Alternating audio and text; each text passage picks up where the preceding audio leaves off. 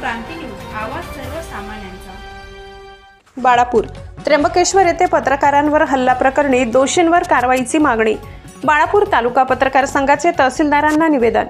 नाशिक जिल्ह्यातील त्र्यंबकेश्वर येथे शनिवार दिनांक 20 सप्टेंबर रोजी वार्तांकनासाठी गेलेल्या पत्रकारांवर झालेल्या भीषण हल्ल्याचा बाळापूर तालुका पत्रकार संघाने तीव्र निषेध व्यक्त केलाय।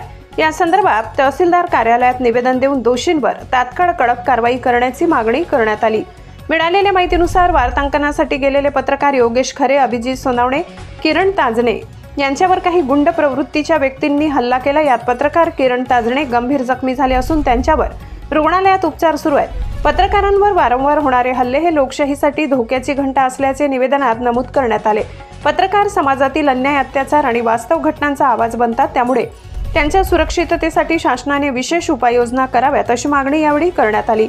निवेदनाद्वारे हल्लेखोरांना तातडीने अटक करून कठोर कारवाई करण्याचे तसेच राज्यातील पत्रकारांच्या सुरक्षेसाठी ठोस धोरण जाहीर करण्याचे आवाहन करण्यात आले। निवेदन देताना बाळापूर तालुका पत्रकार संघाचे तालुका अध्यक्ष दीपक रौंदडे, जिल्हा उपाध्यक्ष रामदास वानखडे, ज्येष्ठ पत्रकार रमेश ठाकरे तसेच उमेश जामोदे, दीपचंद चव्हाण, अनीस खान, गजानन सुरजुसे, काझी रफत खान, डॉक्टर अतिकुर रहमान, अनिल गिरे, शाहबाज देशमुख, राजेश्वर वैराडे, अनिल दंदी, मोतेबर देशमुख, अमोल जामोदे, सुधीर कांबेकर, काझी हेतेश्याम, शिवदास जामोदे, काझी मेहंदी हसन, अमोल ढोके, प्राध्यापक राजेंद्र थेटे, प्राध्यापक शोएबुद्दीन शेख, रवी वखरे, अख्तर शाह, बिस्मिल्लाह शाह, हमीदोद्दीन ग्यासोद्दीन, शकील अहमद यासारख्या अनेक पत्रकार संघाचे पदाधिकारी व सदस्य उपस्थित होते।